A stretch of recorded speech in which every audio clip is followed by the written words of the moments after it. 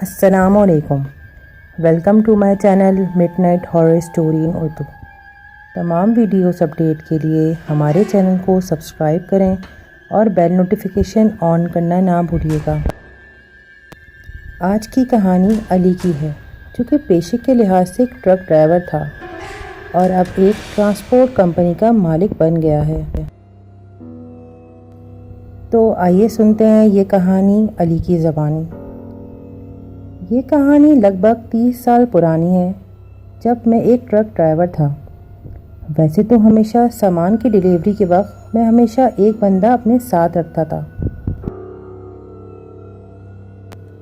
مگر اس دن میرا ساتھی احمد نہیں آ سکا، کیونکہ ایک دن پہلے ہی احمد نے مجھ سے معذرت کر لی تھی کہ میرے والد کی طبیعت خراب ہے، جس کے باعث میں 3 دن تک کام پہ نہیں آ سکتا۔ وجہ چونکہ معقول تھی، اس لیے میں نے سوچا کوئی مسئلہ نہیں، آج میں اکیلا ہی سامان کی ڈیلیوری کے لیے ملتان سے نکل جاؤں گا۔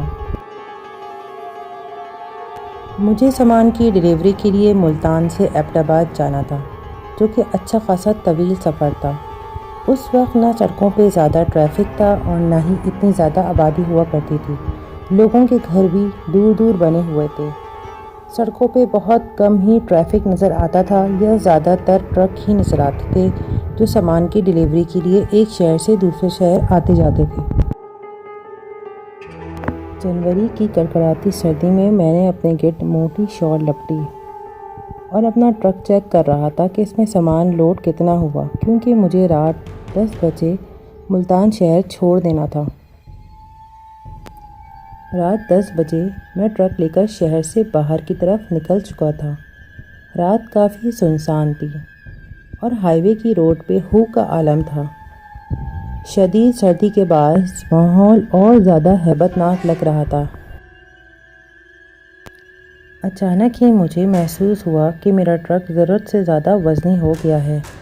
میں پریشان ہونے لگا کہ یہ کیا ہو گیا ہے۔ تو اچانک ہی مجھے کسی گاڑی کے ہارن کی آواز آئی۔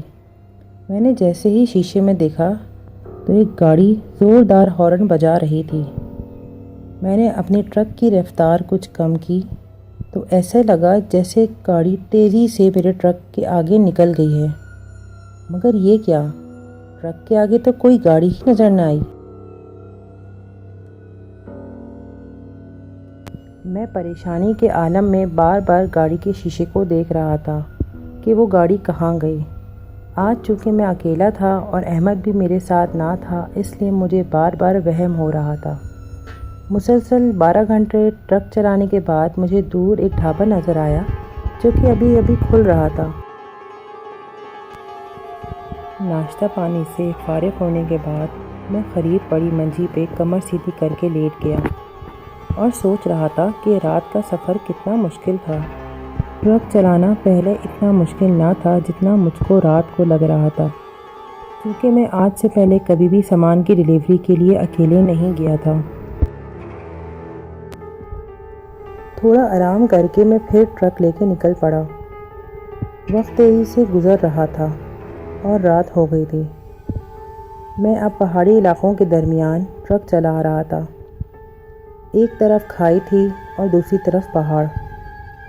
میں یہ سوچا جا رہا تھا کہ کل رات میرے ساتھ کیا ہوا۔ اچانک ہی مجھے روڈ پہ دور سے ایک لڑکی کا ہیبلا نظر آیا، جو کہ لفٹ مانگنے کے انداز میں ہاتھ ہلا رہی تھی۔ سردی کی رات تھی، اوپر سے ماحول پر اسرار اور شدید دھند کے باعث ٹرک چلاتے ہوئے مجھے پریشانی ہونے لگی، کیونکہ مجھے ڈر لگ رہا تھا کہ اگر میں اپنے ہوش میں نہ رہا تو میں ٹرک سمیت کھائی میں گر جاؤں گا۔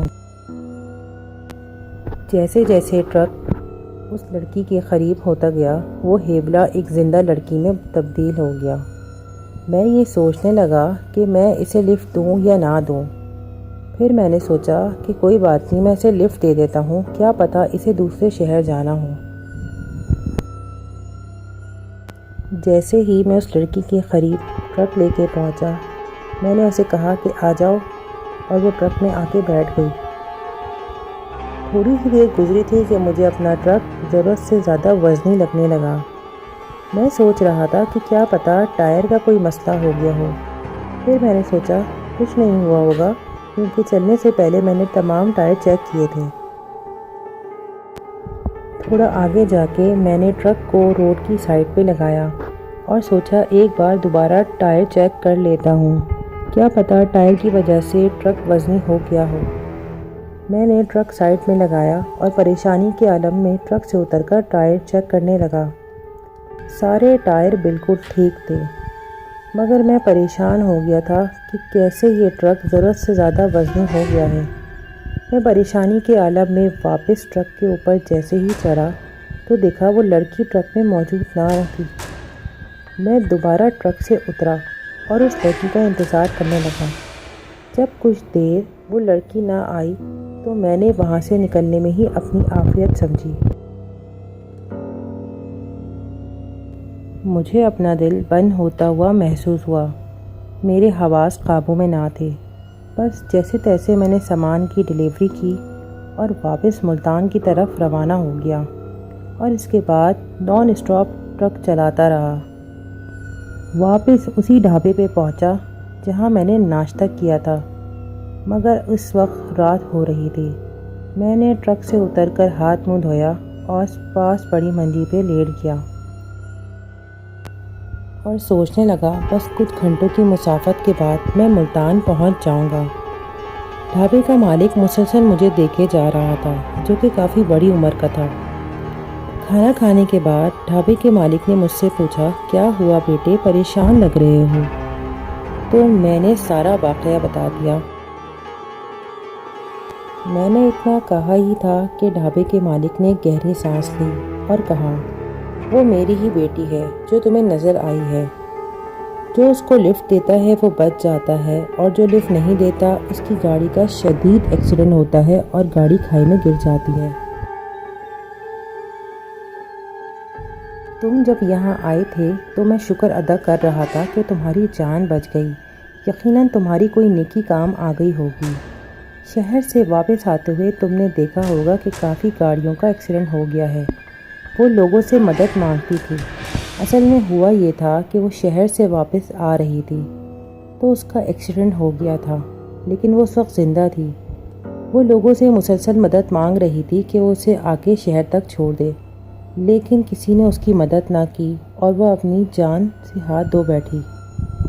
آج اس واقعے کو سالوں گزر چکے ہیں، مگر آج بھی وہ لوگوں کو رات کے وقت لفٹ مانگتے ہوئے نظر آتی ہے۔ اس واقعے کو لگ بھگ 30 سال سے زیادہ عرصہ ہو گیا ہے، مگر جب بھی میں وہ خوفناک رات یاد کرتا ہوں تو اندر سے کانپ جاتا ہوں۔ کیا آپ بھی کبھی ایسے طویل سفر پہ گئے ہیں جہاں آپ نے ایسی مخلوق کا سامنا کیا ہو؟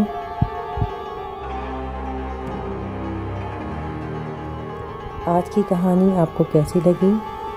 کہانی اچھی لگی تو مجھے کامنٹ باکس میں ضرور بتائیے گا، اور اگر آپ کے پاس بھی کوئی ایسے ہی خوفناک واقعے موجود ہیں تو ڈسکرپشن باکس میں دیے گئے ای میل ایڈریس پہ مجھے میل کیجیے، میں آپ کی کہانی ضرور پوسٹ کروں گی۔ اپنا بہت سارا خیال رکھیے گا۔ اللہ حافظ۔